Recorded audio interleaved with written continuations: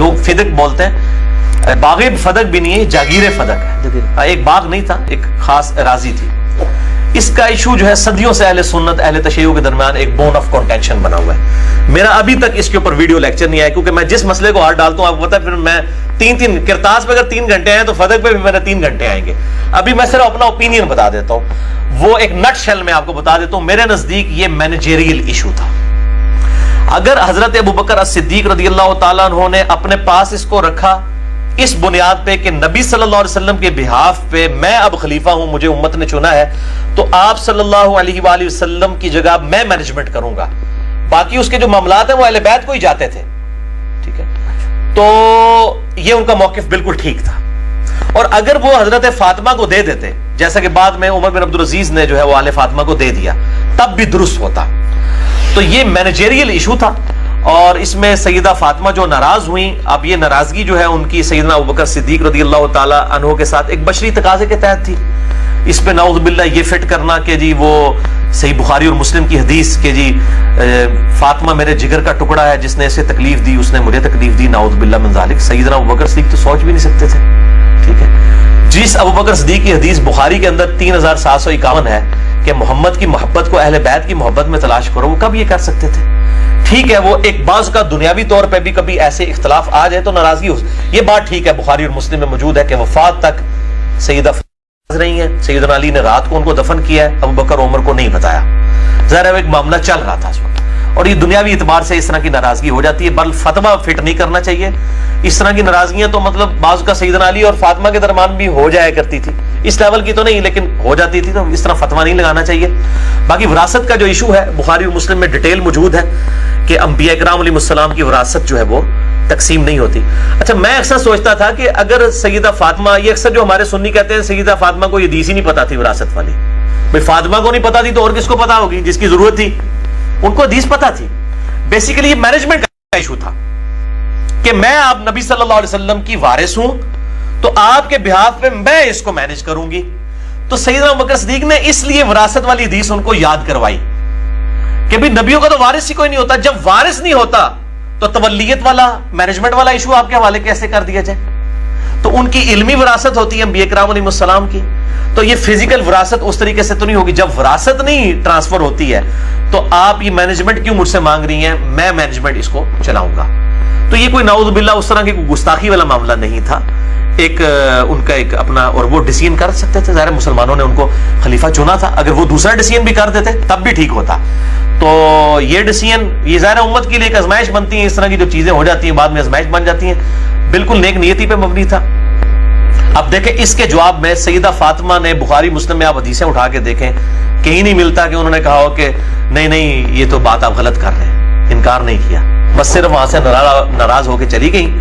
اور جس طرح ایک بیٹی بھی کبھی اپنے باپ سے ناراض ہو جاتی ہے کسی معاملے میں، کوئی ایک ان کی خواہش تھی، ایک چھوٹی سی ضد تھی یا خواہش تھی، اس کو پورا نہیں کیا گیا، اور سیدنا علی رضی اللہ عنہ نے اس کی بنیاد کے اوپر کوئی ہنگامہ نہیں کھڑا کیا، بعد میں بکر کی بھی بیعت کی، عمر کی بھی کی، عثمان کی بھی کی رضی اللہ عنہم اجمعین وعلیہم السلام۔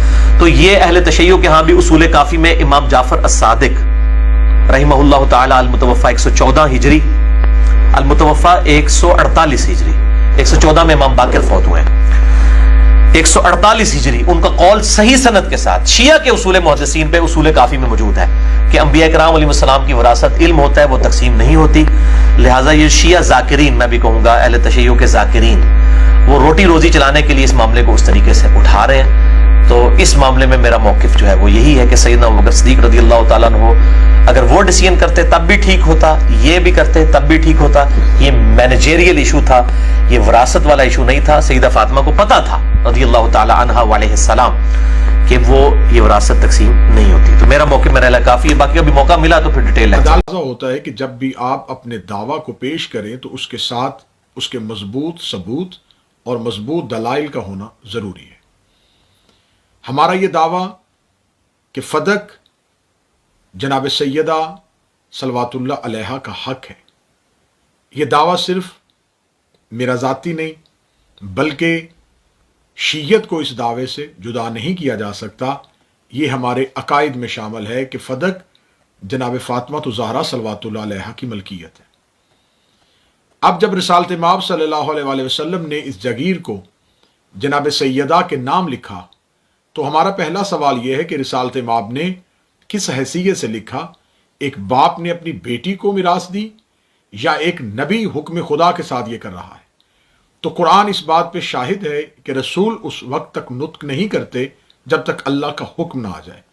تو خدا کے حکم کے ساتھ بولنے والے رسول نے بحکم پروردگار اس جگیر کو جناب سیدہ کے نام پہ لکھا، اور یہ تحریر رسالت مآب نے جو لکھی اس کو معتبر کتابوں سے ثابت بھی کیا، اور معتبر کتابوں میں اس کا مکمل تذکرہ موجود ہے، جیسا کہ فتاوی عزیزی میں شاہ عبد العزیز محدث دہلوی نے اس کو کچھ اس انداز میں لکھا، یعنی وقف کیا محمد ابن عبداللہ ابن عبد المطلب بن ہاشم بن عبد مناف نے اس موضع کو جس کی حدیں معلوم ہے حضرت فاطمہ کے لیے، اور ایسا وقف کیا کہ حضرت فاطمہ کے سوا دوسرے کے لیے وہ موضع حرام کر دیا گیا، اور ہاں حضرت نے حضرت فاطمہ کے لیے یہ وقف ہمیشہ کے لیے کر دیا، اور یہ شرط فرما دی کہ حضرت فاطمہ کی وفات کے بعد یہ موضع ان کی ضروریات کے لیے وقف رہے گا۔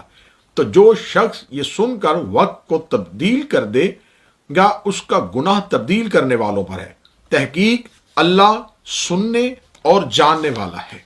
اب ہمارا سوال یہ ہے کہ کیا نبی کسی ایک چیز کے لیے دو طرح کے فرمان جاری کر سکتے ہیں؟ ایسا ہرگز نہیں ہو سکتا۔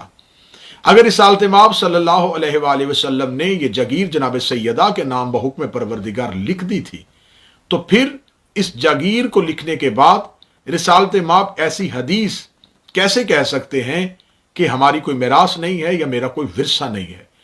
تو ایک ہی چیز کے لیے رسالت مآب کے دو طرح کے فرمان کیسے ثابت ہو سکتے ہیں؟ اب ہمارا سوال امت مسلمہ سے یہ ہے کہ رسالت مآب صلی اللہ علیہ وآلہ وسلم نے یہ جگیر جب جناب سیدہ کے نام پہ تحریر کر دی تو اب اس کی ملکیت جناب سیدہ کے پاس ہے۔ اب یہاں پر دو طرح کے دعوے ہیں۔ پہلا دعویٰ یہ ہے کہ یہ جگیر امت کا حق ہے، دوسرا دعویٰ ہے کہ یہ جگیر جناب سیدہ کا حق ہے۔ اب یہاں پر ایک مسلمان بن کے، ایک منصف مزاج مسلمان بن کے ایک سوال کا جواب آپ کو ضرور دینا پڑے گا کہ اگر امت کا حق ہے تو پھر معاذ اللہ ثم معاذ اللہ کیا جناب سیدہ کے پاس جتنی دیر تک یہ جگیر رہی تو کیا جناب سیدہ امت کے حق پر معاذ اللہ ناجائز قابض رہیں؟ یہ پہلا دعویٰ۔ تو اس کا نتیجہ یہ نکلے گا، اگر ہم کہیں گے کہ یہ جناب سیدہ کی ملکیت ہے تو پھر آپ کو یہ تسلیم کرنا پڑے گا کہ جناب سیدہ کی ملکیت کو غصب کیا گیا۔ اب آپ کے پاس تیسرا رستہ کوئی نہیں ہے، یا تو یہ مانیں کہ یہ امت کا حق تھا اور معاذ اللہ جناب سیدہ نے اس پہ قبضہ کیا، یا پھر یہ مانیے کہ یہ جناب سیدہ کا حق تھا اور جناب سیدہ کے حق کو سیدہ سے غصب کیا گیا۔ اگر ہم ایک لمحے کے لیے معاذ اللہ ثم معاذ اللہ اس میں یہ کہہ دیں گے کہ یہ امت کا حق تھا تو جناب سیدہ کے پاس جتنی دیر یہ ملکیت میں رہا، کیونکہ یہ تو تاریخ کی کتاب اس بات پہ شاہد ہیں کہ جب جناب سیدہ کی اس جگیر کو دوبارہ حکومت نے قبضے میں لیا تو جناب سیدہ کے وہاں بیٹھے ہوئے عامل کو اٹھایا گیا، اسی لیے جناب سیدہ نے دربار میں آ کے یہ سوال کیا گیا تھا کہ مجھ سے میری جگیر کو کیوں چھینا گیا اور میری جگیر سے میرے عامل کو کیوں بے دخل کیا گیا۔ اس کا مطلب ہے کہ جس وقت حکومت نے جناب سیدہ سے یہ جگیر حاصل کی اس وقت جناب سیدہ اس پہ مالکن کی حیثیت سے موجود تھی اور ان کی ملکیت میں تھا۔ اگر ہم کہیں گے یہ امت کا حق تھا تو سیدہ کے تصرف میں کیسے رہا؟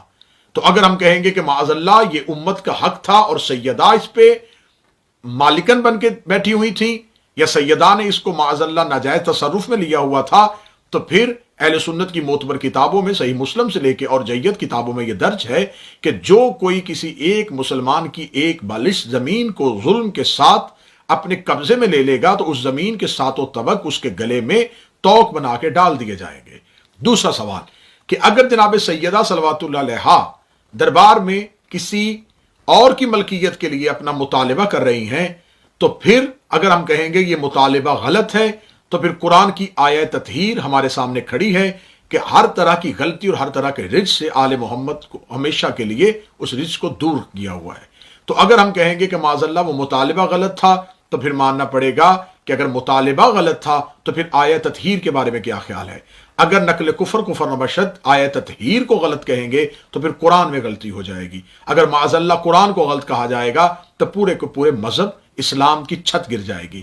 تو لہذا سیدہ کی دشمنی میں اتنا نہ کیجئے گا کہ معاذ اللہ سیدہ کے حق کو چھپاتے چھپاتے قرآن کی صداقت پہ حرف آ جائے.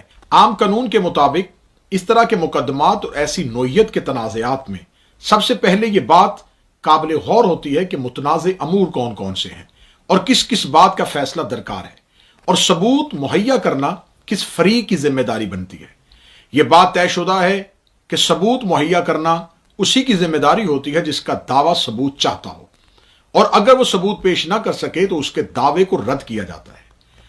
یہ تنازع جس کا دعویٰ بی بی پاک صلوات اللہ علیہا نے کیا، اسلامی قانون کی کتاب قرآن مجید سے وہ حق ثابت ہوتا ہے، کیونکہ قرآنی احکام جناب سیدہ کے دعویٰ کے حق میں ہے. اب یہاں میں امت مسلمہ کے سامنے اور ہر جیت صاحب شعور مسلمان کے سامنے 5 سوالات رکھنا چاہتا ہوں. میں نے دعویٰ کیا جناب سیدہ کا حق تھا، میں نے اس پہ ثبوت فراہم کیے، اور آگے بھی یہ انشاءاللہ ویڈیو کا سلسلہ چلتا رہے گا تو ہم کوشش کریں گے کہ انتہائی احسن طریقے سے اس ایک اہم مسئلے کی طرف آپ کی توجہ کو مبذول کروائیں. میں 5 سوالات رکھنا چاہوں گا ہر ایک ذی شعور مسلمان کے سامنے کہ وہ ان 5 سوالات کے جواب تلاش کرنے کی کوشش کرے، کیونکہ ہم سے اکثر سوالات ہوتے ہیں. ہم چاہتے ہیں کہ آج ہم ان سوالات کو پلٹائیں، اور 5 سوالات ہم آپ کے سامنے رکھتے ہیں. ہمیں انتہائی احسن اور عمدہ طریقے سے ان 5 سوالات کے جواب دیجیے گا. سوال نمبر 1، مدعا علیہ پر یہ ذمہ داری عائد ہوتی ہے کہ وہ ثابت کریں کہ حضرت فاطمہ جو اس دعویٰ کی مدعیہ ہیں، اپنے والد رسالت مآب کا ورثہ ان تک نہیں پہنچتا، اسے قرآن کی کسی نص سے ثابت کریں. سوال نمبر 2، اگر قرآن مجید میں یہ قانون وراثت جناب سیدہ کے لیے منسوخ ہوا تو یہ کب ہوا اور یہ کس نے نسخ کیا تھا؟ سوال نمبر 3، جناب سیدہ کے دعویٰ کے بعد جو روایت پیش کی گئی کہ نبیوں کا ورثہ نہیں ہوتی، اس روایت کو کس ثبوت کے ساتھ قول رسول تسلیم کیا جائے؟ سوال نمبر 4، کیا صاحب قرآن جناب رسالت مآب نے اس اہم تنسیخ کا اعلان فرمایا تھا؟ اگر یہ اعلان کیا تھا کہ یہ آیت منسوخ ہو چکی ہے قانون وراثت کے لیے، تو یہ کب، کہاں اور کس کے سامنے ہوئی؟ سوال نمبر 5، کیا ایک صحابی کی بیان کردہ روایت قرآن کے مقرر کردہ قانون کو منسوخ کر سکتی ہے؟ اگر کر سکتی ہے تو اس کی کوئی مثال پیش کیجیے گا کہ کب، کہاں اور ایسا کس کے سامنے ہوا تھا.